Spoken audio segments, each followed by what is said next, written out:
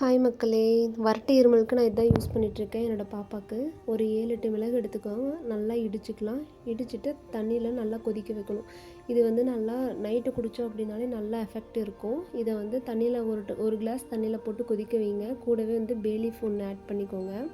பெருசாக இருந்தால் 1, சின்னதாக இருந்தால் 1.5 அந்த மாதிரி ஆட் பண்ணிக்கோங்க. ஆட் பண்ணிவிட்டு அதில் கூடவே ஒரு 1/4 ஸ்பூன் நாட்டு சர்க்கரை ஆட் பண்ணி ஒரு டம்ளர் 1/2 டம்ளர் ஆகிற வரை கொதிக்க வச்சு ஆறுனதும் ஃபில்ட்ரு பண்ணி கொடுங்க. கண்டிப்பாக சரியாகும்.